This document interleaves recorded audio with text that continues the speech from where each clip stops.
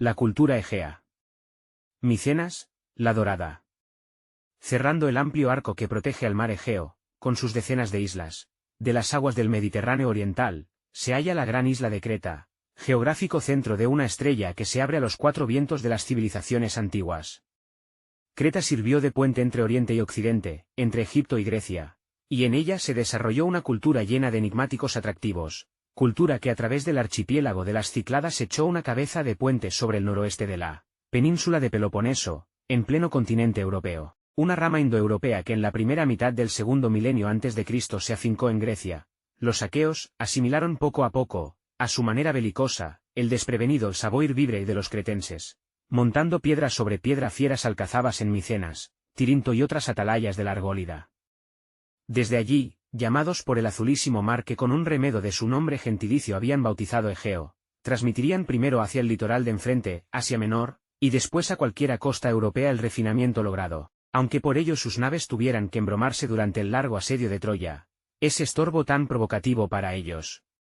Creta y Micenas forman con la legendaria Troya, puente también entre dos continentes y avanzada entre dos mares, el triángulo de aquella cultura que habiendo recibido influjos de Egipto y Mesopotamia, respectivamente, los iba a transmitir elaborados a Grecia, cual preámbulo de la cultura helénica y occidental. El mar vinculaba a los egeos con las civilizaciones del cercano oriente. La historia de Creta y de Micenas es, en muchos aspectos, la historia del nacimiento de la civilización europea, que para nosotros tiene un interés extraordinario. Los grandes esfuerzos de los investigadores modernos para levantar el velo que cubría este periodo desde hacía miles de años, dan materia para un relato apasionante. En la antigüedad ya se contaban leyendas sobre las figuras fabulosas de esta edad del bronce, el rey Minos, el intrépido Aquiles, el astuto Ulises y el gran Agamenón. La leyenda sobre Troya la pugna entre Oriente y Occidente, que los eruditos en general ubican hacia 1200 a.C., había puesto en juego la dominación del Helesponto. Sin embargo, para la imaginación popular las causas económicas y políticas son demasiado abstractas y prosaicas. El sentimiento del vulgo imaginó un motivo de guerra completamente distinto, el rapto de la bella Helena, causa mítica tomada de una leyenda popular. De los cantos sobre la guerra de Troya y sus héroes se formaron dos grandes poemas atribuidos a Homero, la Ilíada, que trata de la guerra misma, y la Odisea, que describe las aventuras del héroe Ulises una vez terminados los combates. La historia de la guerra de Troya comienza con el relato de la causa del conflicto. Eris, diosa de la discordia, trató de sembrar cizaña entre las tres diosas. Hera, esposa de Zeus, Palas Atenea, diosa protectora de las artes y las ciencias, y Afrodita, diosa del amor. Eris, la única divinidad que no pudo asistir a una fiesta nupcial a la que fueron invitados todos los dioses y diosas, se vengó arrojando a los convidados una manzana de oro con la leyenda, para la más bella. Y el ambiente de la fiesta se agrió por completo. Al fin, Zeus, padre de los dioses, consiguió hacer entrar en razón a las tres diosas que se disputaban el galardón, convenciéndolas de que sometieran la decisión al príncipe Paris, cuya belleza también era muy celebrada. El padre de Paris, Príamo, era rey de Troya o Ilión, como asimismo se la llamaba. Paris apacentaba los rebaños de su padre en el monte Ida, cerca de Troya.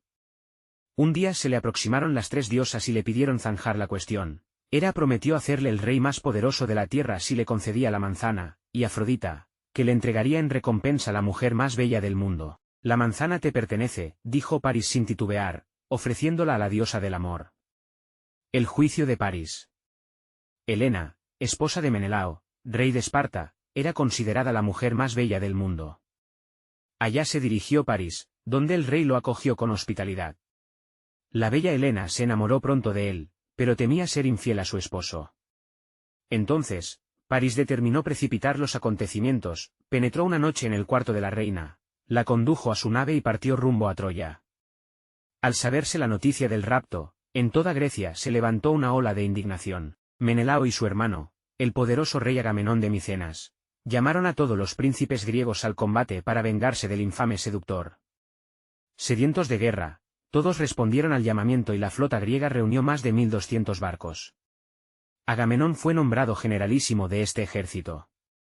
Cuando los griegos arribaron al país de los troyanos, situaron sus naves en la playa y las protegieron con una muralla. Después pusieron sitio a la ciudad de Troya.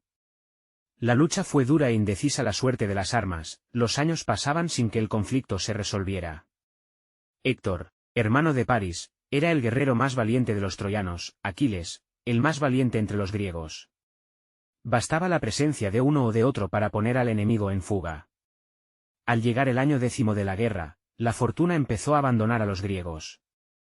Un reparto de botín fue causa de la enemistad entre Aquiles y Agamenón. La Ilíada se abre con esta disputa. Las invectivas que se dirigen ambos héroes están llenas de sabor y de elocuencia. Aquiles descarga así su furor: costal de vino, tú que tienes ojos de perro y corazón de ciervo, nunca has tenido el valor de ponerte la coraza para combatir al mismo tiempo que tus guerreros, ni de acompañar a los más valientes aqueos para acechar en las emboscadas. Exponer tu persona te parece la muerte. Sin duda es más provechoso, en el vasto campamento de los aqueos, despojar de su recompensa al que se atreve a contradecirte. Eres un rey que devora al pueblo, porque gobiernas sobre un grupo de cobardes. Si fuera de otra manera, oh, Atrida, hoy cometerías tu última infamia. Lleno de cólera y de amargura, Aquiles pronunció un discurso preñado de consecuencias. En adelante, no desenvainaría la espada contra los troyanos. Se retiró a su tienda y solo permitió la compañía de Patroclo, su amigo y hermano de armas. Los griegos sabían cuán insustituible era Aquiles, y estaban desesperados. Cansados de esta lucha interminable y deseosos de volver a sus casas, muchos guerreros se dirigieron a los barcos para hacerse a la mar. Pero el astuto Ulises, rey de Ítaca, les salió al encuentro y les avergonzó de su retirada tan poco honrosa, rogándoles que no abandonaran todo en un momento de desesperación, como niños caprichosos, sino que se mantuvieran firmes. Sus palabras hallaron eco. La nostalgia de los griegos se transformó en ardor guerrero y con amenazador griterío se lanzaron de nuevo contra los troyanos. Cuando estos los vieron, salieron de la ciudad para enfrentarse a los griegos en batalla campal. París marchaba al frente del ejército.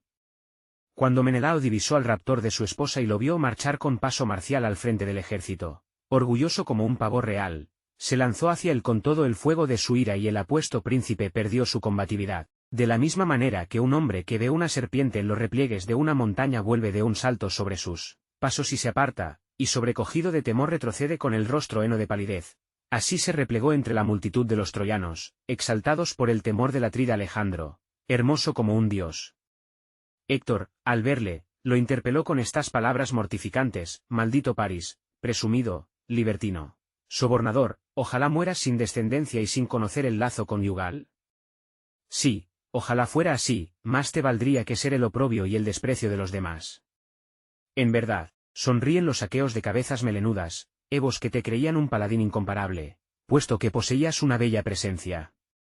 Pero ni vigor ni valentía hay en tu corazón. Estas palabras insultantes reanimaron el valor de París, quien provocó a Menelao a un duelo singular en que se pondría en juego a Helena como trofeo. Después, los griegos volverían a su país. Griegos y troyanos dejaron las armas y se dispusieron a contemplar el combate como pacíficos espectadores. Sin embargo, París no tuvo necesidad de poner excesivo valor en la lucha. Cuando pareció que la suerte le volvía la espalda, su protectora Afrodita intervino para salvarle, envolviéndole en una densa nube, le llevó al cuarto perfumado del palacio de Troya. Él intentó entonces hacerse pasar por héroe a los ojos de su esposa, golpeando con energía aquellas armas con las que no había obtenido ninguna victoria. Sin embargo, ella no se dejó alucinar y se lamentó ante su cuñado, el intrépido Héctor: ahora los dioses nos han enviado esta desgracia, que yo no tenga siquiera un esposo más valiente, sensible a los reproches y afrentas de los hombres. Después del duelo entre París y Menelao, los griegos juzgaron que su campeón había triunfado, pero los troyanos no estaban de acuerdo. Y se determinó un nuevo desafío: el duelo se celebraría esta vez entre Héctor y Áyax, el más valiente guerrero entre los griegos, después de Aquiles. Como furiosos leones, Áyax y Héctor se arrojaron uno contra otro, y de ambas partes llovieron golpes de espada hasta que la oscuridad puso fin a la lucha. Al día siguiente, montado sobre su carro y al frente de sus hombres, Héctor atacaba a los griegos. Al poco tiempo se entabló una lucha cuerpo a cuerpo, llena de proezas, junto a las naves. Algunos héroes aqueos fueron heridos. Los griegos tenían su última esperanza depositada en Aquiles. Patroclo se dirigió apresurado hacia su compañero de armas y le contó hasta qué grado de desesperación habían llegado los suyos, encareciendo a Aquiles que les ayudara. Solo con que los troyanos le vieran en el combate perderían todo su valor. Pero Aquiles permaneció inquebrantable. No obstante, si su armadura era capaz de espantar a los troyanos, podía ponérsela Patroclo y conducir a los guerreros de Aquiles al combate. Dicho y hecho. En viendo la armadura de Aquiles, todos pensaron, amigos y enemigos, que el propio Aquiles volvía a tomar parte en la lucha y los griegos se envalentonaron. Al contrario, los troyanos se llenaron de temor y solo tuvieron un pensamiento, buscar qué abismo separa a Paris y Helena de los dos esposos modelo, Héctor y Andrómaca. No se encuentra en la literatura universal una imagen más lograda del amor conyugal. Héctor es, sin duda, la figura más atractiva de toda la Ilíada. Homero el gran poeta, nos describe en ella con especial simpatía el retrato de Héctor, hijo, padre y esposo. Salvación en la huida. Los griegos se lanzaron en su persecución. El carro de Patroclo corría en vanguardia de las líneas griegas y muchos troyanos perecieron bajo sus golpes. Pero a las puertas de la ciudad, Héctor detuvo su carro, dio media vuelta y se volvió contra Patroclo. Al final, Héctor traspasó con su lanza al enemigo y llevó la armadura de Aquiles como trofeo a Troya. Cuando Aquiles supo que había perdido a su mejor amigo y su armadura, se encolerizó, arrasado en lágrimas, arrojóse al suelo y prometió no dar sepultura a su amigo difunto hasta conseguir la cabeza de Héctor como trofeo. Las lamentaciones de Aquiles llegaron a la resplandeciente gruta donde vivía, en el fondo del océano, Tetis, la madre del héroe. Tetis, cariñosa, vino a la superficie y trató de consolar a su hijo, prometiéndole que Faistos, dios del fuego, forjaría, a petición suya, una nueva armadura. A la mañana siguiente, Aquiles pudo ponerse la armadura nueva, más bella que la anterior. Con voz de trueno reunió a los griegos. En medio de las aclamaciones de todos, se reconcilió con Agamenón y se precipitaron al combate. La lucha fue tan feroz que los mismos dioses, que hasta entonces solo habían ayudado a sus protegidos en los momentos críticos, llegaron ahora a las manos. Aquiles no tenía más que un pensamiento, vengar a su amigo.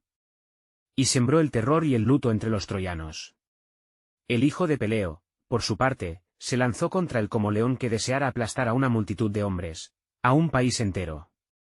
La fiera, primeramente, se adelanta desdeñosa, pero cuando un vigoroso cazador, ágil en el combate, la ha herido con su lanza, el león se agazapa abriendo sus mandíbulas, arroja espuma por la boca, esconde apretada su indómita fiereza en el fondo del corazón, azota con la cola sus caderas y sus flancos, se excita a sí mismo al ataque y, por fin, con mirada ardiente de amarillos reflejos, decidido a matar a uno de los cazadores o a encontrar la muerte en primera fila.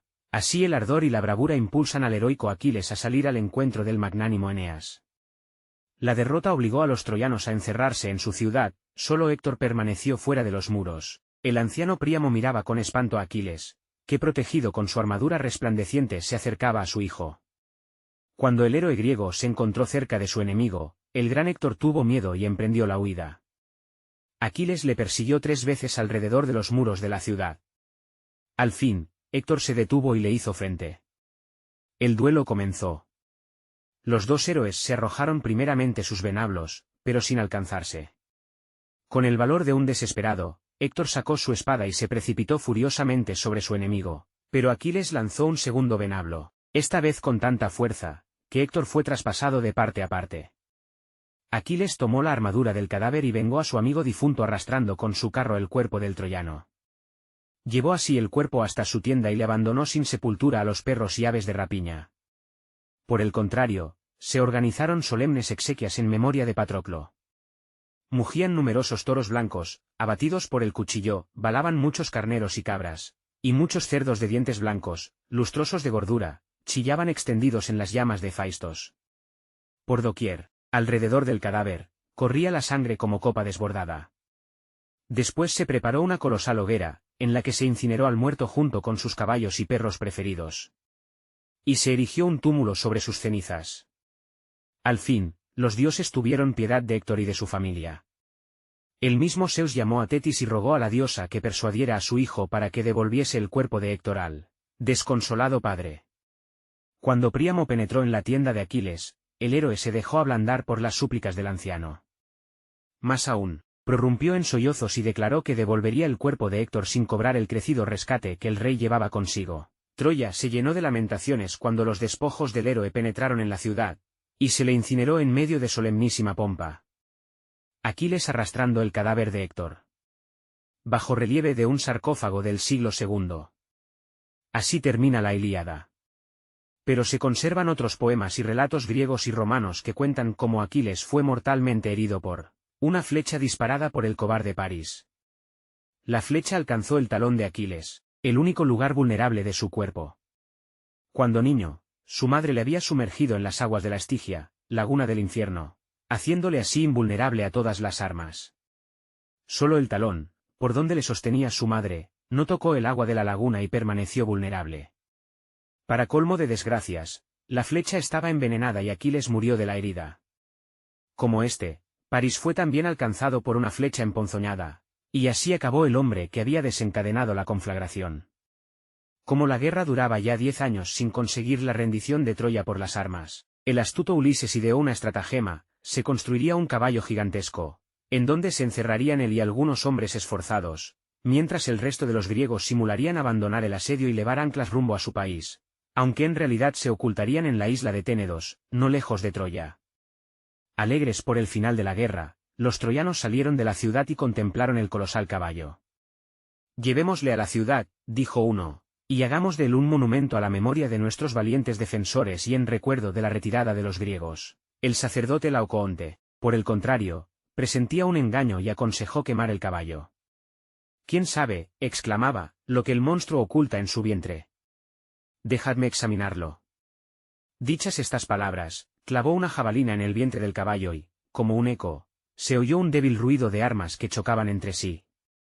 Pero en aquel instante, la atención del pueblo se orientó hacia otro suceso. Entre un clamor de voces podía oírse a alguien que gritaba: «¡Un griego! Hemos hecho prisionero a un griego».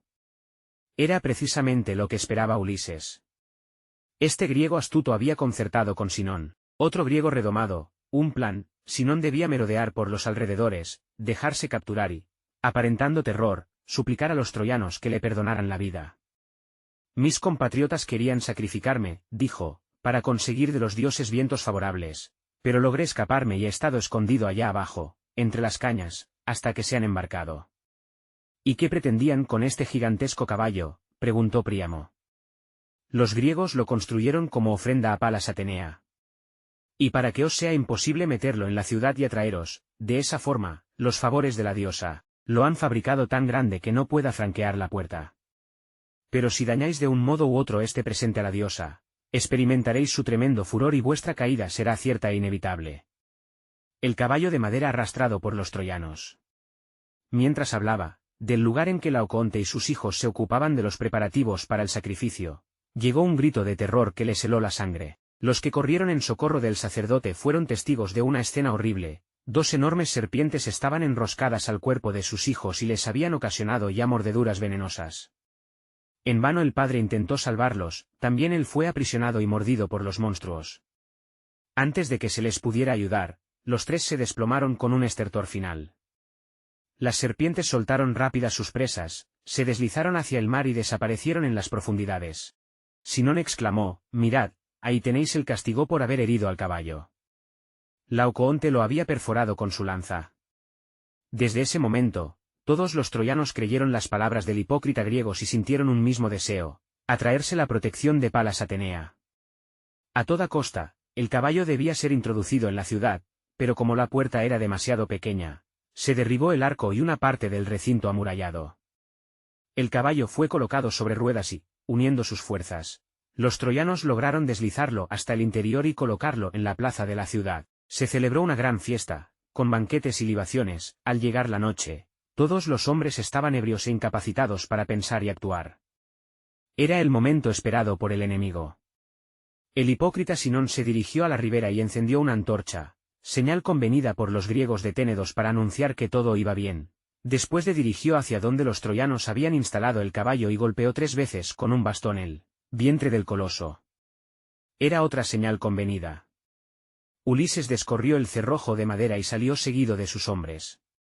Los troyanos, entorpecidos, no pudieron defenderse. Los griegos prendieron fuego a las casas y pronto no quedó de la opulenta Troya más que un montón de escombros. Solo muy pocos lograron huir con Eneas, que pudo escapar gracias a la protección de su madre, Afrodita. Llevando en hombros a su anciano padre y asiendo de la mano a su hijo, consiguió alcanzar la costa y abandonó su patria. Entre los troyanos llevados por los griegos como botín de guerra se hallaba Helena, que fue conducida a Esparta. Sonrojada de vergüenza y mirando al suelo, volvía a estar en medio de sus compatriotas. Pero los griegos enmudecieron de admiración ante su belleza, pensando todos, sin excepción, que, de haberse encontrado en lugar de Menelao, hubieran obrado de igual modo, perdonárselo todo. Heinrich Schliemann en pos de Agamenón. Algunas de estas leyendas comenzaron a ser comprobadas hace una centuria, cuando Heinrich Schliemann pudo realizar sus ensueños de adolescente. Las lecturas juveniles habían provocado en este hijo de un pastor protestante de Mecklemburgo un desmesurado entusiasmo por los relatos de la guerra de Troya, aunque, a diferencia de la mayoría de sus contemporáneos, presentía en esos relatos algo más que literatura y pura imaginación. Desde su infancia, su mayor anhelo fue visitar los lugares donde se desarrollaron los combates descritos por Romero, pero la familia del muchacho era humilde y no podía ofrecerle educación adecuada a sus anhelos científicos. Primero fue dependiente de ultramarinos, luego se abrió camino a tuerza de trabajo y economía. Se estableció por su cuenta en San Petersburgo y acumuló una gran fortuna. A los 50 años bien cumplidos pudo, al fin, realizar su sueño y consagrarse por entero a su pasión por la antigüedad. Lleno de entusiasmo, en otoño de 1871 dio el primer azadonazo en una colina cerca de Isarlik, en el nordeste del Asia Menor, donde se encontraría la Troya de Homero. Sus métodos, desde el punto de vista moderno, no eran muy ortodoxos, y, sin embargo, la ciencia arqueológica debe al aficionado Schliemann uno de sus principios más importantes, la necesidad de distinguir cuidadosamente las diferentes capas del terreno en las excavaciones. Schliemann no era más que un aficionado, pero tuvo la suerte de encontrar un auxiliar que llegó a ser célebre en arqueología, su compatriota Wilhelm Dorfel. Aparte de este, el mejor ayudante de Schliemann fue su mujer, una hermosa griega que participaba plenamente del entusiasmo de su marido. Schliemann disponía de 120 obreros griegos y turcos. Desenterraron 9 ciudades, una encima de otra, la de abajo se remontaba a la Edad de Piedra, la más superior, a la época bizantina. Los arqueólogos llamaron a estas ciudades Troya, Troya II, etc. En la Troya II apareció un fuerte muro de circunvalación y se encontró, además, una rica colección de joyas de oro, plata y cobre, entre ellas 9.000 pendientes. Por supuesto, Schliemann creyó haber encontrado el palacio de Príamo y la Troya de Homero. Un día halló un sorprendente objeto de cobre al pie del muro de circunvalación y pesados cubiletes de oro, grandes candelabros de plata, diademas, brazaletes y collares del oro más puro. Solo un rey podía haber poseído todo aquello. Nuestro investigador creyó tener en sus manos las riquezas cantadas por Homero. Había encontrado los tesoros de Príamo, según decía alborozado, y dio a conocer su triunfo al mundo entero. Jamás ningún sueño de juventud alcanzó realidad tan esplendorosa. Schliemann ofreció los tesoros de Príamo al Museo de la Antigüedad de Berlín, los que desde entonces son el orgullo de sus colecciones. Schliemann en las ruinas de Troya. En realidad, Schliemann no había encontrado la Troya de la Ilíada. La ciudad del rey Príamo, saqueada por los griegos, se encontraba en una capa superior, y el arqueólogo aficionado, en su precipitación, había destruido mucho de lo abandonado allí por Ulises y sus compañeros de armas.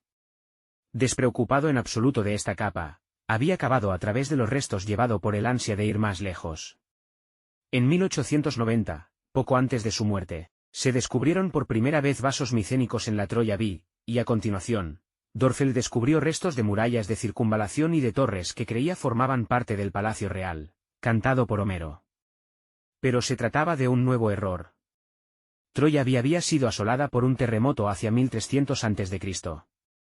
Por el contrario, la ciudad reconstruida, la Troya 7, destruida 150 años más tarde, debe haber sido el teatro del drama inmortalizado por la Ilíada. Ambas capas datan de la época micénica y comprenden construcciones monumentales, así como numerosos pozos para abastecer de agua a sus habitantes durante los asedios. Así, pues, en distintas épocas pudieron nacer diferentes ciudades ricas y poderosas en el lugar llamado Isarlik, cosa que se explica por su favorable situación geográfica. Troya era la llave del estrecho del Esponto y, por consiguiente, de los países ricos en trigo que rodean el Mar Negro.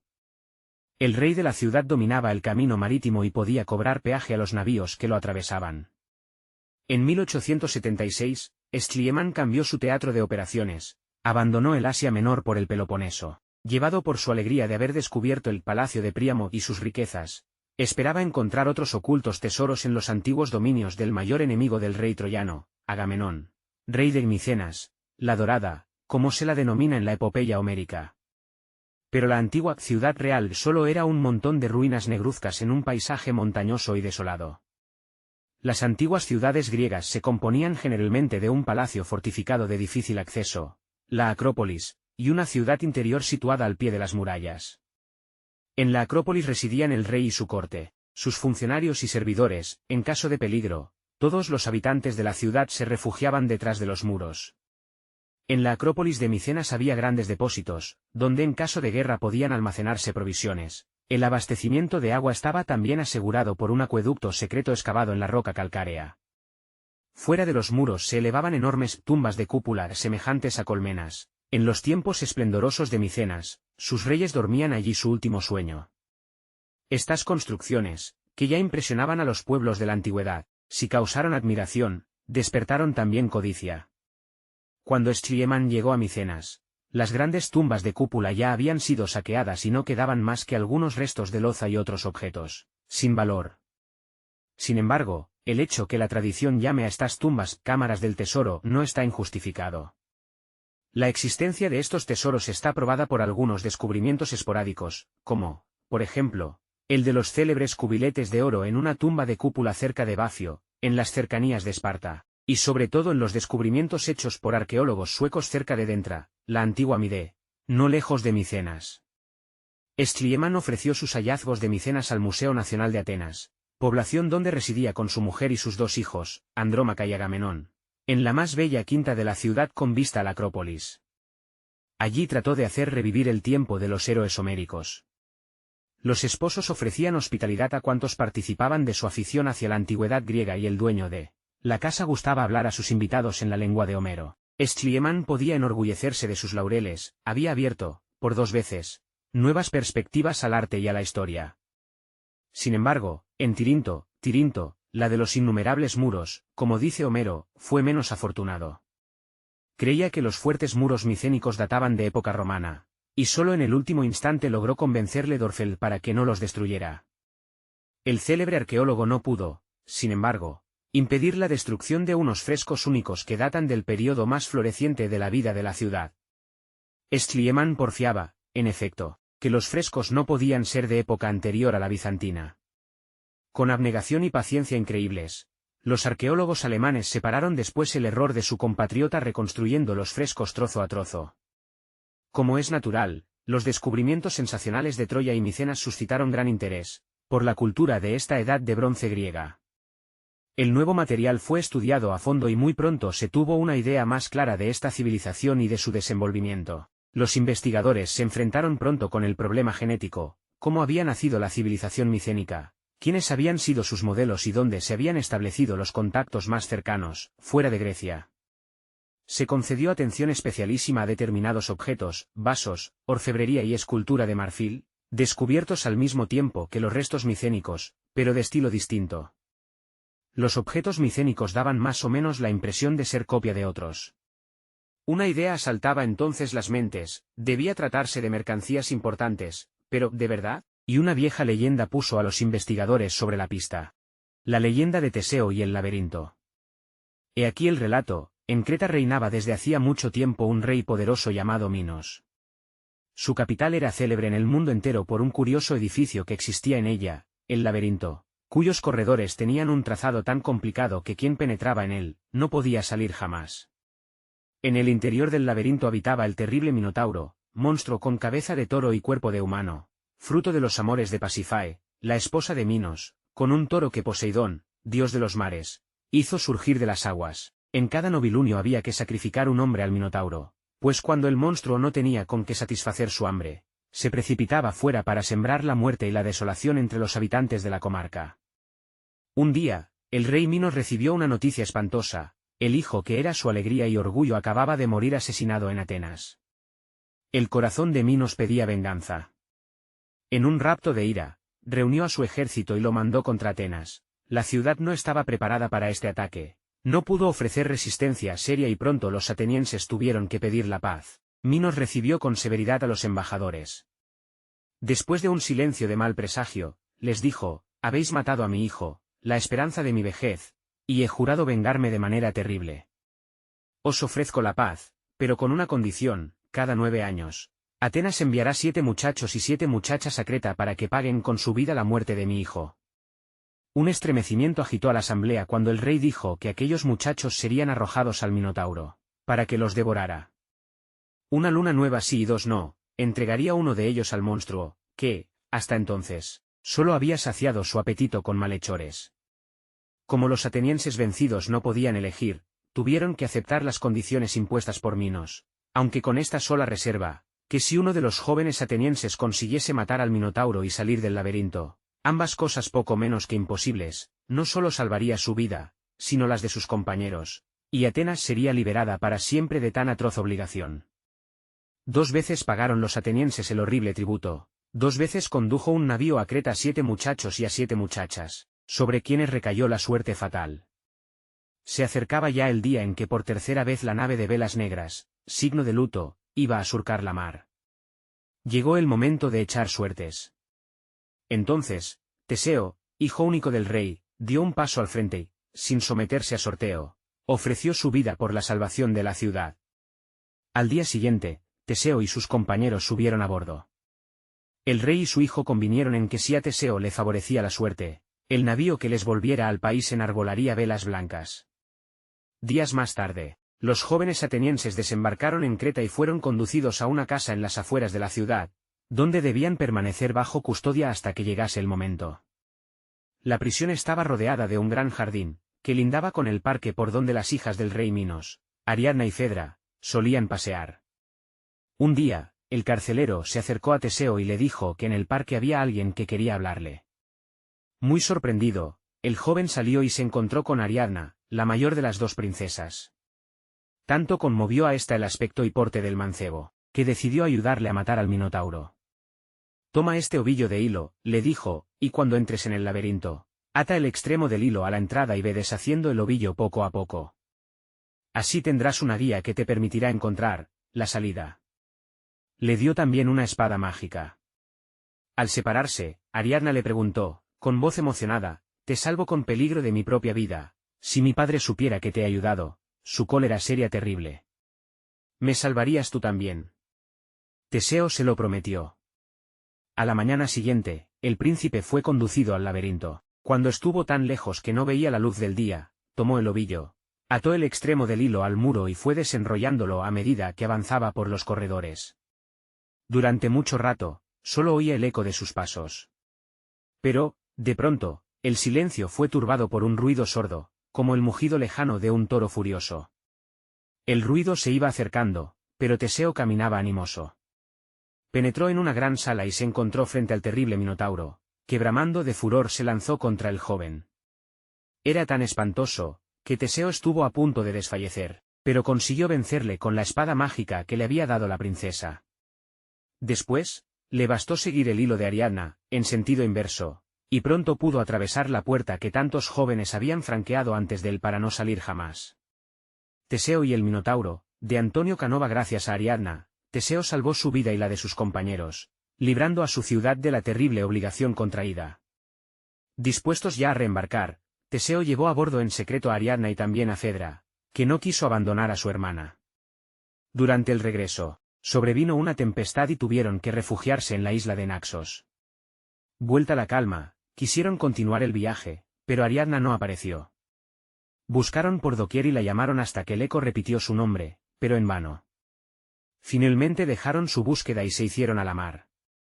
Ariadna, extraviada en un bosque, estaba dormida, agotada. Ya había zarpado el navío cuando Ariadna despertó y encontró al fin el camino de la playa. Gritó, lloró, todo fue inútil. El navío apenas se dibujaba ya en el horizonte. A Ariadna, extenuada, se le nublaron los ojos y cayó al suelo sin sentido. Cuando volvió en sí, vio acercársele un alegre cortejo, acompañado de flautas y címbalos. Pronto pudo distinguir un carro de oro tirado por mansos leones. Sobre el carro iba el joven más bello que la princesa viera jamás. Era Dionisos, dios del vino, quien dijo a la muchacha: «Si quieres ser mi esposa, te volveré inmortal». Ariadna le tendió la mano y Dionisos la subió junto a sí en el carro. Después de un viaje triunfal por la tierra, el dios la llevó a su morada eterna. Ariadna, de Jon Vanderlyn. En Atenas reinaba la tristeza. Cuando el retorno del bajel de Creta era inminente, el anciano rey iba todos los días a la orilla del mar, oteando la nave que se había llevado la mayor alegría de su vida y la esperanza de su vejez. Al fin, el barco apareció en el horizonte. Pero traía las velas negras, y el anciano se desesperó. No podía saber que Teseo, anonadado por la desaparición de Ariadna, habíase olvidado de izar las velas blancas, signo de su victoria. Loco de dolor, el rey Egeo se arrojó al mar que desde entonces lleva su nombre, pero cuando el navío entró en el puerto de Atenas y Teseo y sus compañeros hubieron desembarcado, el pueblo estalló en aclamaciones.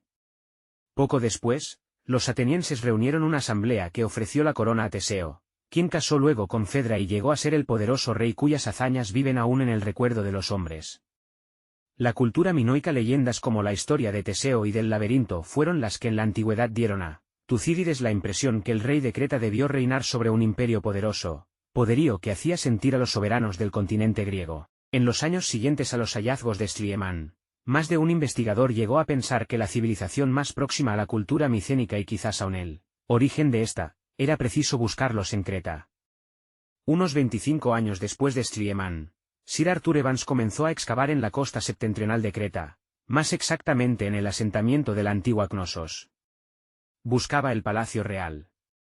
Evans no era un novato, pues ya se había dedicado a la búsqueda arqueológica en otros puntos de Creta, y también en los Balcanes, en Italia y hasta en Laponia, península escandinava. Ahora pretendía aclarar una época más remota que la micénica, la denominada época minoica, basada en el nombre de una legendaria figura cretense, el rey Minos. La cultura de ambos periodos lleva el nombre genérico de cultura egea, porque surgió junto al mar Egeo. Evans había de ampliar la historia de esta civilización en más de 5 siglos de antigüedad, motivo por el que después fue ennoblecido con el título de Lord Minos of Creta. Desde el comienzo de los trabajos de Evans se ha exhumado en Creta enorme cantidad de antigüedades minoicas, primero en Cnosos, después, al sur, en Phaistos, en un palacio semejante descubierto por arqueólogos italianos y en muchos otros lugares de la isla, con lo que podemos reconstruir con bastante exactitud el desarrollo de la cultura minoica en un periodo de unos 1,200 años. Basándose en estos ricos hallazgos, Evans dividió la época minoica en 3 grandes etapas culturales, minoico antiguo, minoico medio y minoico reciente, y subdividió cada uno de ellos en otros 3 periodos distintos, I, II y III. También pudo fechar los diferentes periodos con cierta precisión gracias al comercio activísimo que los comerciantes cretenses mantenían con las ciudades de Oriente. En líneas generales, cada periodo posee un estilo propio en el arte de la cerámica y en otras artes. La evolución más interesante comienza, construido ya el palacio de Cnosos, en el transcurso del periodo de transición entre el minoico antiguo y el minoico medio, hacia 2000 a.C. Los cretenses dibujaban entonces las espléndidas flores estilizadas y adornos abstractos en blanco, rojo y amarillo sobre fondo esmaltado de negro brillante, cerámica de calidad muy estimada en el extranjero, razón por la cual se la ha encontrado en las turrabas egipcias. Sin embargo, hay que llegar al fin del minoico medio para ver aparecer la técnica que ordinariamente denominamos arte minoico, dibujos naturalistas, de gran viveza, sobre un fondo claro, inspirados particularmente en las plantas y animales marinos. Pero hacia fines de este periodo de esplendor, la situación cambió. Los palacios de Cnosos y de Phaistos fueron arruinados por los disturbios, y los tiempos se hicieron difíciles. En lo que los arqueólogos han llamado estilo palaciego hay algo indefinible, convencional y frío. Cnosos estaba muy apegado a la tradición de su edad de oro, pero el espíritu que constituía su base había desaparecido y la inspiración empezaba a declinar. Phaistos cayó en ruinas y la antigua avenida entre los palacios, en otro tiempo tan ancha, se angostó más y más, hasta que la invadió la vegetación. Después, la catástrofe desplomóse sobre la vieja residencia del rey Minos y el palacio ya no volvió a levantarse de sus ruinas. Sir Arthur Evans. La cultura cretense se derrumbó y fue olvidada durante más de 3 milenios. Pero las ruinas de Cnosos nos la devuelven con impactante realismo. A excepción de Pompeya, no hay ruinas que hablen tan directamente al espíritu de un profano. El honor se debe a Evans, el restaurador de las viejas mansiones y de las pinturas murales que recrearon la vista del rey Minos y sus cortesanos. En estos palacios es digno de nota un ingenioso sistema de desagüe. sus moradores daban más importancia a la higiene que cualquier otro país de la antigüedad. Además, las telas, los objetos prácticos y los ornamentales, testimonian un gusto refinado quizás más característico de un corto periodo y de un medio cortesano, que de esta cultura en conjunto. El elemento infantil y primerizo del arte naturalista minoico, tal como se expresa en la decoración de jarros, es quizás más característico que los frescos. Nada demuestra que la mayor parte del pueblo participase de la cultura refinada de la corte. Solo después que el arqueólogo inglés Leonard Guley publicó los resultados de sus excavaciones durante los años 20 en la antigua Al-Ala, en el norte de Siria, se comprende la importancia que adquirió el elemento oriental en la cultura minoica. Guley encontró frescos que, por sus colores, estilo y técnica, se asemejan a los del Palacio de Cnosos. La técnica de los frescos era prácticamente desconocida en estas regiones y en tan remoto periodo, mientras que las pinturas murales aparecen a menudo en Creta y desaparecen enseguida con la destrucción de los palacios. Los frescos de Al-Ala son resultado de una larga evolución y se mantienen mucho después del periodo micénico. Y aún más, el palacio del rey Harimlin de Al-Ala corresponde, por muchos detalles, al palacio de Cnosos, pero es por lo menos 2 generaciones más antiguo. No hay duda, escribe Guley, que Creta tomó del continente asiático lo mejor de su arquitectura y de sus frescos. Sellos minoicos con la imagen de seres fabulosos. Las figuras humanas con cabeza de macho cabrío y de ciervo nos recuerdan la leyenda del Minotauro. En el complejo descubrimiento de las excavaciones inglesas se ha querido reconocer el espléndido palacio del rey Minos. Se trata de un enorme laberinto de salas y habitaciones más pequeñas, de patios abiertos y de corredores, donde los arqueólogos todavía hoy pueden perderse. La construcción comprendía, en su tiempo, varios pisos y abarcaba una vasta superficie. En realidad, su atribución al rey Minos solo es una hipótesis, como lo es también considerar a Minos personaje histórico, opuesto a una opinión muy extendida entre los mejores conocedores de la religión minoica. Martin Nilsson afirma, no hay nada, en los monumentos minoicos, que atestigue la existencia de un dios toro o de un culto dedicado al toro. Sin embargo, la importancia adquirida por el sacrificio ofrecido a este cornúpeta nos parece una prueba irrefutable. El sarcófago de Agía Tríada evidencia que la sangre de toro servía, en virtud de su fuerza vital, para implorar y hacer que apareciera el dios o el difunto. Los cuernos del toro no eran, pues, objeto de culto, más bien lo encuadraban, el palacio de Cnosos. Los grandes arcos de piedra invertidos como el que vemos a la derecha, simbolizan los cuernos del toro, cuyo importante papel en la religión cretense sigue siéndonos desconocido. Los documentos iconográficos que evocan la religión minoica son abundantes. Y, sin embargo, suele ser difícil interpretarlos. El culto oficial se celebraba en unos templos edificados en 3 naves, la central, más elevada que las laterales. Muchos frescos nos muestran a la multitud reunida en torno a uno de estos edificios contemplando a un grupo de danzarines sagrados. Otros documentos puntualizan las actitudes estáticas de los fieles, con los brazos extendidos en espera de una señal divina. Este culto ritual llamando al dios a la tierra explica la ausencia de la imagen del dios en el templo. En torno a los árboles y en las grutas sagradas, el culto se celebraba también sin imágenes.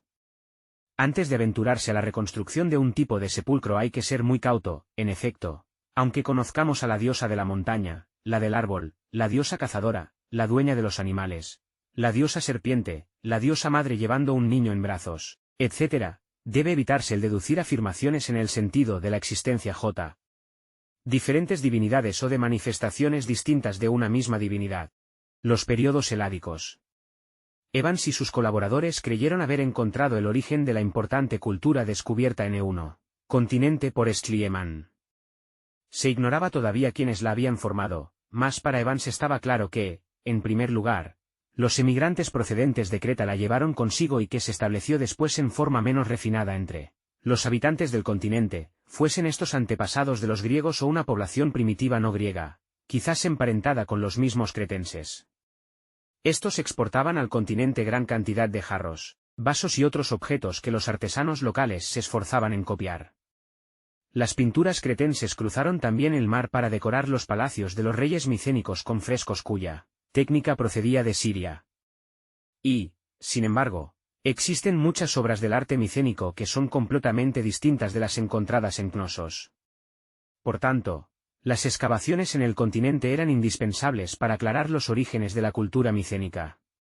Hoy, después de los brillantes hallazgos de los últimos años, la ciencia puede explicar muchas cosas en otro tiempo enigmáticas. Sin embargo, el trabajo de los primeros investigadores ya dio antes sus frutos, pues poco después de morir Schliemann se pudo esbozar un excelente cuadro de la historia cultural del continente griego desde los tiempos más remotos. Jarrón micénico decorado con un pulpo de color sepia sobre fondo claro. Altura, 50 centímetros. Las fases de la Edad del Bronce en Grecia corresponden a los periodos minoicos establecidos por Evans. La cultura del continente griego, exceptuando las islas adyacentes, fue denominada heládica. Los arqueólogos han hallado, a gran profundidad, abundantes vestigios culturales que se remontan a la época más arcaica, la heládica antigua, periodo que fue, sin duda, muy largo y tuvo gran desarrollo en diferentes terrenos. La población mantenía entonces contactos con la Troya de Schliemann. Encima de las ciudades de este periodo han aparecido capas de ceniza y de carbón de madera, lo que demuestra que el enemigo penetró en el país y acabó con la antigua civilización. En ciertos lugares, los conquistadores se establecieron en las mismas casas de sus víctimas, como por ejemplo en Orcómenos, en Grecia central. Con mayor frecuencia, construyeron nuevas ciudades en las cercanías de las antiguas, Micenas fue una de ellas. Esta migración de la fase heládica media data sin duda de 1800 a 1700 a.C. Los conquistadores invadieron el país por el norte.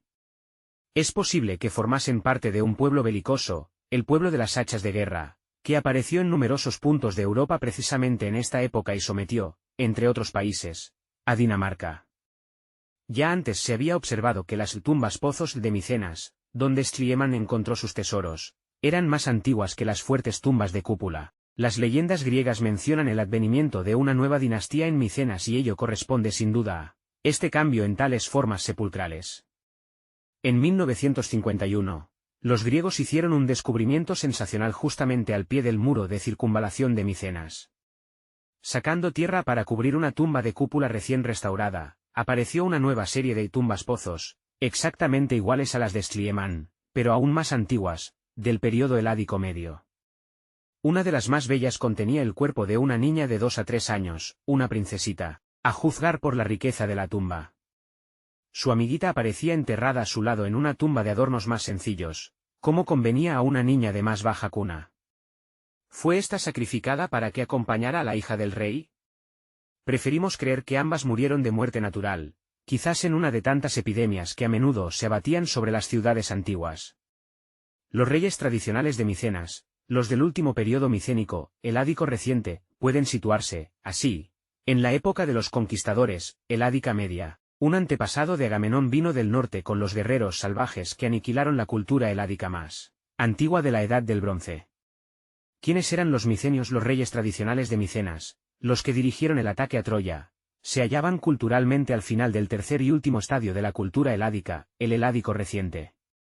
La cultura heládica media derivó en cultura micénica de la heládica reciente cuando el pueblo entró en contacto con Oriente abriéndose ante un horizonte internacional, y secundariamente cuando las tumbas pozos cedieron para siempre ante las tumbas de Cúpula. El gusto por lo macizo y lo colosal no fue una característica esencial del heládico reciente. A las generaciones siguientes les costó trabajo creer que estas enormes construcciones hubieran sido erigidas por la mano del hombre. Cuando se descubrieron los restos de estas murallas, se creyó ver en ellos una obra de cíclopes, mitológicos monstruos gigantes con un solo ojo en mitad de la frente.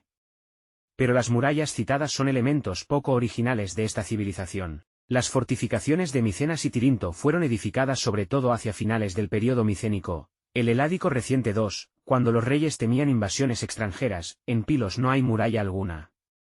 Del mismo período datan también las tumbas gigantescas de Cúpula, las mayores construcciones de bóveda que hay en el mundo. Un milenio más tarde se edificará el Panteón de Roma de acuerdo con este modelo.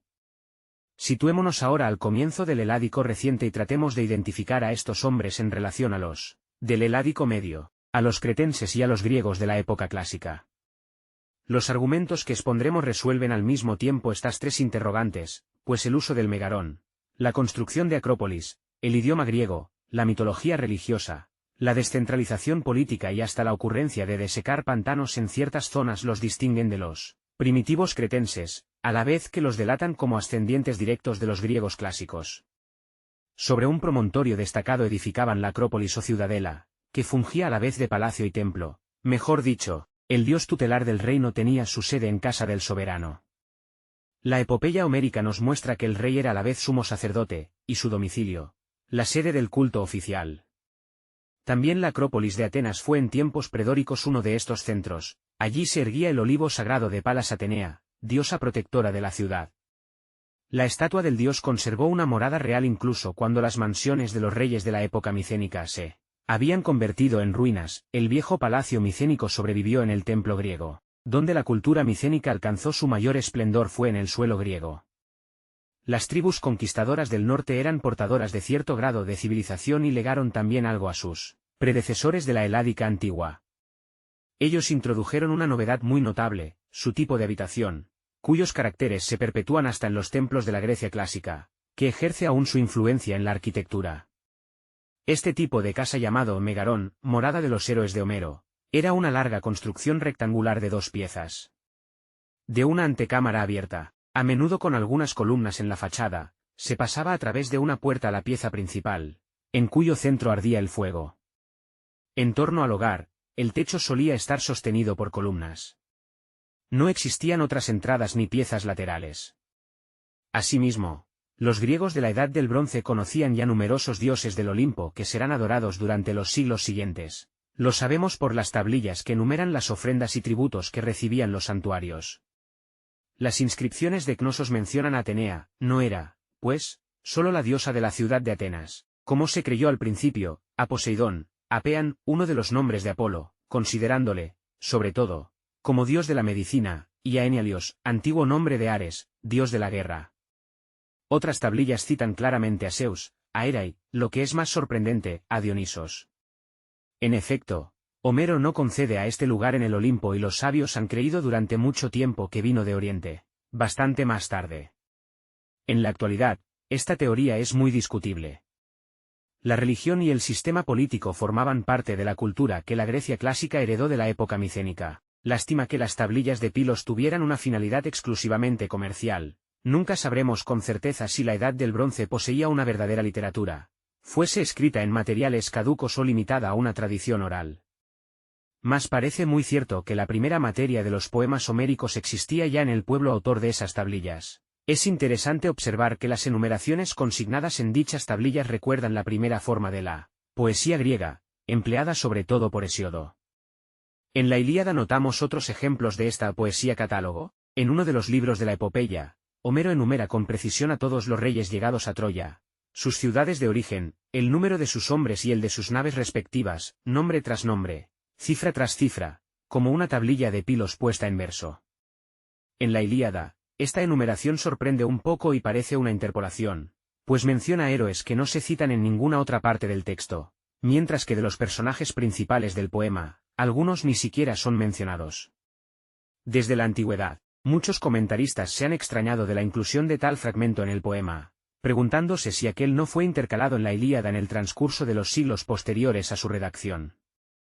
Pero el contenido de este pasaje corresponde de manera notable con lo que sabemos de la geografía política de la época micénica. Los griegos arcaicos se distinguían también por su cultura material. Cuando los griegos de nuestra época desecaron el gran lago Copais, en Grecia central, para crear nuevas tierras de cultivo, descubrieron que sus antepasados de la Edad del Bronce hicieron exactamente lo mismo, quizá por iniciativa del rey de Orcómenes, que reinaba en uno de los estados más importantes del período micénico. La tradición conservó el recuerdo de su dinastía en el relato de Jasón y el Vellocino de Oro. Hay que hacer notar, sí, que los micenios de entonces eran parientes de sus contemporáneos cretenses. El hallazgo en Pilos, en 1939 y 1952, de un caudal de archivo constituido por tablillas de arcilla, dio impulso a los trabajos de interpretación.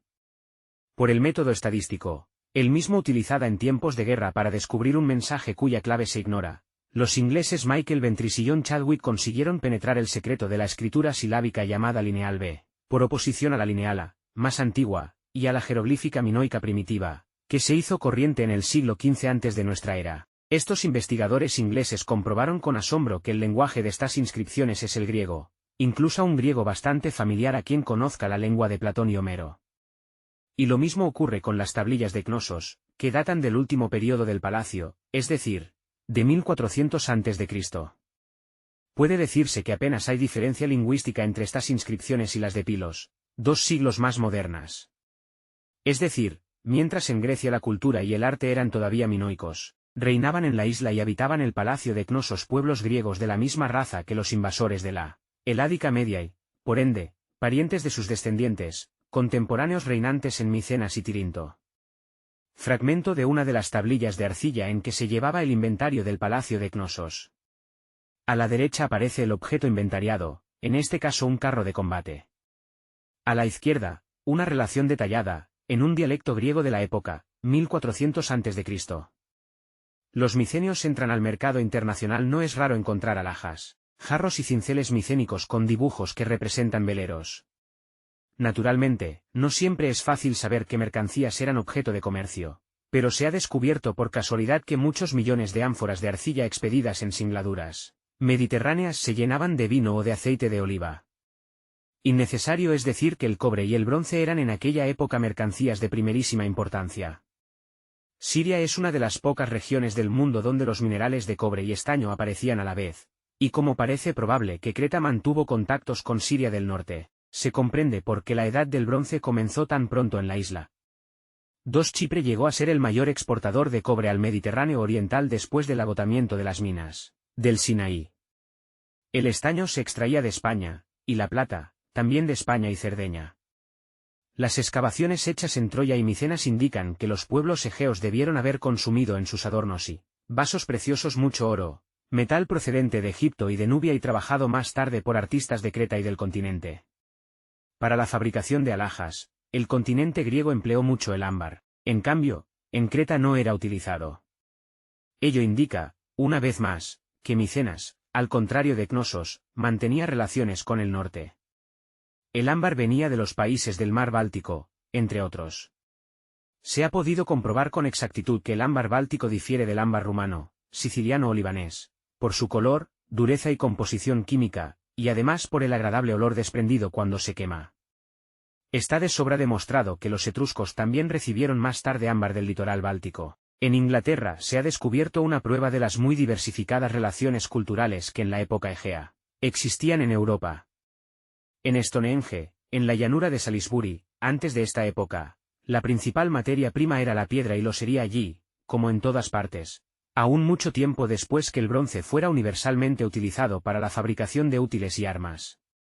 Una clase de piedra especial desempeñó primerísima función, la obsidiana, llamada vidrio volcánico, compuesta por lava enfriada sobre la que se formaba una especie de capa esmaltada. Casi toda la obsidiana del mundo egeo provenía de la isla de Melos, único lugar donde aparecía en gran cantidad. Existe un círculo de piedras enormes que durante siglos fue un misterio para la ciencia. Se ignoraba quiénes hubiesen erigido este extraño monumento, en qué época y con qué objeto. Hace unos años, un arqueólogo quiso hacer una fotografía de conjunto. La luz de aquel día era muy favorable, y en la película revelada descubrió algo que nadie vio antes que él. En la piedra se habían tallado unos esquemas representando armas, hachas y otros objetos. Los arqueólogos, conocedores de las características de cada país y de su periodo prehistórico, se percataron en el acto que los objetos dibujados se usaban en Grecia en la Edad del Bronce, durante la primera parte del periodo micénico.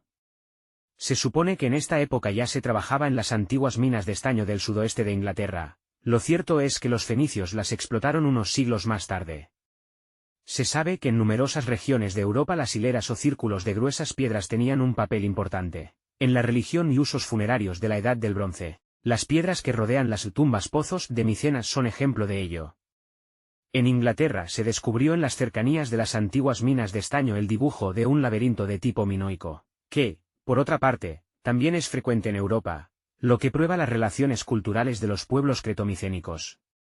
En ciertos puntos de Escandinavia hay laberintos similares formados por grandes muros de tierra, de edad ignorada, aunque su denominación común de Trojabor nos recuerda la cultura egea. Del sur, de África, procedía el marfil, mercancía muy conocida en la civilización cretomicénica. Egipto era otro importante mercado abierto a las exportaciones de los cretenses y más tarde de los griegos micénicos, de lo que poseemos varias pruebas. En efecto, se han encontrado antigüedades egeas en el valle del Nilo y antigüedades egipcias en Creta y en Micenas. entre ellas varios escarabajos con los nombres de Amenofis III y de la reina Ti. Tomando como referencia la cronología egipcia, bastante segura, ha sido posible fechar con suficiente exactitud las diversas fases de la evolución cultural cretomicénica. Existen testimonios del comercio micénico a lo largo del litoral de Asia Menor. Al oeste, los griegos extendieron sus actividades por Cerdeña, Sicilia y costas francesas hasta España. En Italia fundaron una factoría que fue luego Taras, y hoy es la ciudad de Tarento.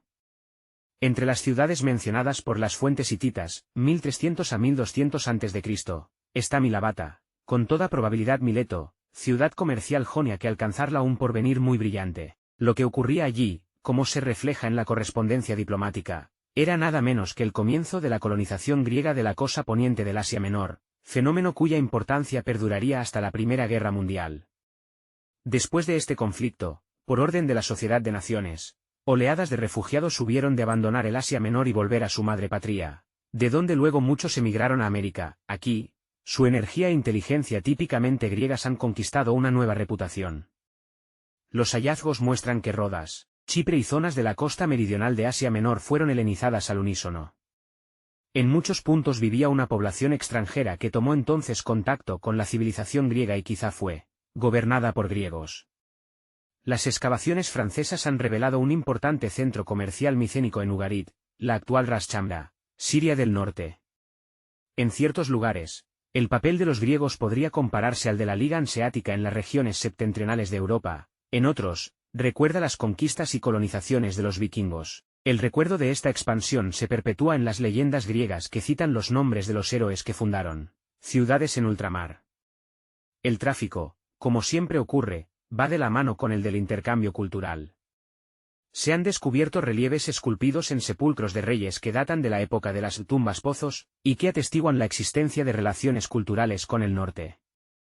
El relieve de la Puerta de los Leones, de Micenas, que posee una grandeza precursora del arte de la Grecia clásica, apunta claramente a un modelo oriental. Es imposible comprender la cultura micénica en conjunto sin conocer las relaciones culturales que unían a los pueblos de la cuenca mediterránea. Puerta de los Leones de Micenas Fierro. Dorios y migraciones. Un evidente malestar caracterizó la fase final de la época micénica, cuya naturaleza y causas desentrañaremos enseguida. La lengua griega se componía, en la época clásica, de tres grupos importantes de dialectos: el jonio, que entre otras era la lengua de Atenas; el dorio, hablado en Esparta, por ejemplo, y el aqueo, que comprende el arcadio, hablado en la llanura del Peloponeso, el chipriota y algunos dialectos del norte y del nordeste.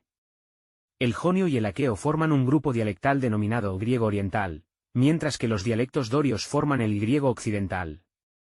Homero llama aqueos a los griegos que asediaron a Troya, y la interpretación de las tablillas de Micenas ha reforzado la teoría que los micenios se daban a sí mismos el nombre de aqueos y a su territorio el de Acaya. Sin embargo, el lenguaje de esas mismas tablillas de Micenas es muy parecido al aqueo y con ciertas semejanzas con el jonio, pero se asemeja muy poco al griego occidental.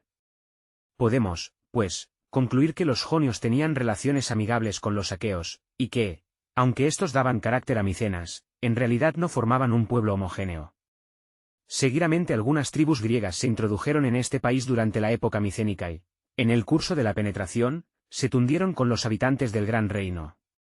Una de estas tribus eran los danaos, famosos por sus ataques contra Egipto. Mientras el reino micénico fue lo bastante fuerte, desde el punto de vista militar y cultural, para contener la inmigración y asimilar a los recién llegados, este oleaje humano siguió acrecentándose.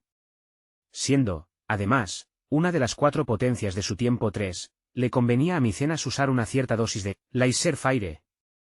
Mientras los reyezuelos vecinos peleaban, la gente del rey de Micenas, quizá parientes suyos, pescaban a río revuelto y se enseñoreaban de algunos territorios.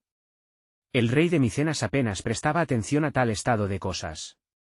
Los hititas, colindantes y en parte señores de las colonias jónicas del Asia Menor, tenían a estas por vecinas virtualmente molestas, situación que nos recuerda la de Siria en tiempos de El Amarná. Sus reyes apelaron muchas veces a la autoridad del rey micénico, sin éxito alguno. Pero ningún estado debe abrirse tanto que pierda su consistencia. No digo que esto haya sucedido. Lo prueba el ardor épico que según la tradición homérica desplegó el ejército de Agamenón en Troya, pocas décadas antes de ser desmantelado. Las tradiciones homéricas son bastante confiables. Sitúan, por ejemplo, La caída de Troya en 1183 a.C., año que corresponde fielmente con los descubrimientos de la arqueología moderna. Hasta los nombres que dan a esa ciudad y a uno de sus príncipes parecen estar corroborados por la documentación hitita. En efecto, estas mencionan alguna vez la ciudad de Bilusa, y otras veces, Taroisa, donde reinaba un rey llamado Alexandus. Quizás ambos nombres sean la misma ciudad. La Troya que los griegos llaman también Ilión. En este caso, es fácil admitir que el hombre Alexandus sea Alexandros, otro nombre que Homero da a París, hijo del rey de Troya. Sin embargo, es posible que no se trate aquí de la misma persona, sino acaso de un apellido tradicional en la dinastía troyana. Los investigadores han removido bastante los archivos de Atusas en busca de otros nombres en consonancia homérica, pero los resultados son inseguros. Al contrario, en las tablillas de Micenas se encuentran muchas personas con los nombres de Glaucos, Antanor, Héctor y Aquiles. Taroisa estaba situada en una región que los hititas denominaban Asuba, que quizás sea la etimología de la voz Asia. En efecto, Asia llamarían los romanos a la región circundante de la antigua Troya, lo mismo que Gáfrica, a la región de Cartago. Más, que llegaron a valer a fines de la Edad Media los castillos, puestos en jaque por los explosivos. Y no debió el soberbio Japón rendirse sin condiciones en 1945 frente a un arma genocida que ellos no dominaban. Justamente después de la guerra de Troya se dejó sentir un nuevo factor militar, el hierro. El hierro era conocido por los griegos desde principios de la época micénica, sin embargo, Homero, aunque vivió en la Edad del Hierro, como se observa en diferentes pasajes de sus poemas, conservó el recuerdo de los nobles guerreros armados de bronce y, por consiguiente, hablaba de sus armas como de cobre cortante. Se apreciaba entonces tanto como el oro, y en ciertos lugares servía para trabajar los objetos de bronce. La cultura egea se asentaba exclusivamente en el bronce, pero hacia el final de la fase heládica reciente, los griegos, especialmente los dorios, cayeron en la cuenta que el hierro abundaba más que el estaño y el cobre se podía trabajar con relativa facilidad, y pesaba menos que el bronce. El prestigio del bronce victorioso en Troya fue fatal para los hijos y nietos de Agamenón. Una invasión arrasó los palacios reales, que ya no volvieron a construirse. Los griegos occidentales, los dorios, entraban entonces en escena. Llegaron al Peloponeso por el Tres en Atusas, capital de los hititas, se halló gran número de inscripciones, referentes a las relaciones del rey hitita con un reino llamado Aijawa. Al principio, los investigadores no concordaban sobre la significación de este nombre, si fuera cierto que los griegos, generaciones después de la destrucción definitiva del palacio de Cnosos, poseían la hegemonía naval en el Egeo, es probable que se trate de griegos. El rey de los hititas, tan altivo siempre, llama hermano al rey de Aijawa, como hacía con los soberanos egipcios y babilonios, lo que hace creer que Aijawa no habrá sido una pequeña ciudad griega independiente del Asia Menor, sino acaso una dependencia ultramarina del gran reino de Micenas, detalle que calza con el relato homérico, que describe al rey de Micenas como el soberano más poderoso, y a otros jefes, como sus vasallos. Golfo de Corinto en 1100 a.C., cuando hijos y nietos de los héroes de la guerra de Troya gobernaban todavía. Pilos no estaba preparada para la guerra, su palacio se derrumbó bajo las llamas y desaparecieron las tablillas de los últimos meses anteriores a la catástrofe. Los gruesos muros de las fortalezas micénicas pudieron proteger al reino, Tirinto no tuvo mejor suerte. La leyenda nos dice que el último rey de Micenas, la Dorada, Orestes, hijo de Agamenón, tan conocido por las tragedias griegas clásicas, tuvo que huir a Arcadia, al interior del Peloponeso. De todos los grandes núcleos micénicos, solo Atenas fue respetada por la invasión. Los últimos supervivientes de la dinastía de Néstor se refugiaron en la ciudad y pronto formaron parte de la más alta nobleza ateniense.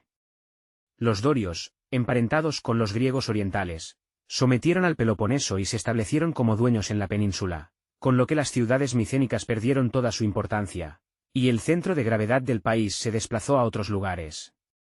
Pero la invasión no significó ruptura alguna en la evolución cultural del resto de la Hélade. La invasión doria del Peloponeso y la huida fuera de los países micénicos no forman más que un episodio de ese poderoso movimiento del micénico reciente que se llama la migración egea.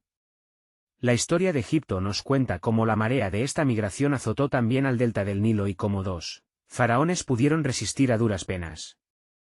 Las islas estaban revueltas, dice una fuente egipcia, y entre otras tribus, las Aquibasta, las aqueas, vinieron a saquear Egipto y conquistar el país. Esta impetuosa marejada hizo desaparecer al imperio hitita y tribus frigias penetraron hasta el corazón del Asia Menor. Algunos investigadores creen que los etruscos también participaron en esta migración. En esta oleada egea, con toda certeza se puede incluir otro pueblo, los filisteos, vecinos y enemigos eternos de Israel y de quienes proviene el nombre de Palestina, país de los filisteos. Alguna relación entre los filisteos y Creta parece haber existido, entre otras razones, porque en la Biblia se encuentra la expresión los cereteos y los peleteos, 2 Samuel 23. En todo el Mediterráneo oriental observamos una lucha a muerte, pueblo contra pueblo y hierro contra bronce. Un mundo con un milenio de antigüedad se halla completamente revuelto, se levantan nuevos imperios, los más antiguos pierden su importancia o desaparecen, los pueblos afluyen y refluyen, el comercio se resiente, las relaciones internacionales, muy ramificadas en siglos anteriores, desaparecen y las diversas culturas se aíslan. La navegación griega no desaparece del todo, como algunos pretenden, pero en conjunto el comercio marítimo en el Mediterráneo decrece mucho. Entre los restos arqueológicos posteriores a la época micénica se encuentran en Grecia relativamente pocos artículos importados de Oriente. Cuando el comercio se renovó, las ciudades fenicias ocuparon el primer lugar. Homero nos habla de los mercaderes fenicios que visitaban Grecia. Homero no solo levantó un grandioso monumento a la época micénica, su principal objetivo, sino también al sombrío período a que él pertenecía, los oscuros siglos, durante los cuales la Grecia clásica adquirió forma para que la Hélade pudiera revelarse a los ojos del mundo en todo su esplendor.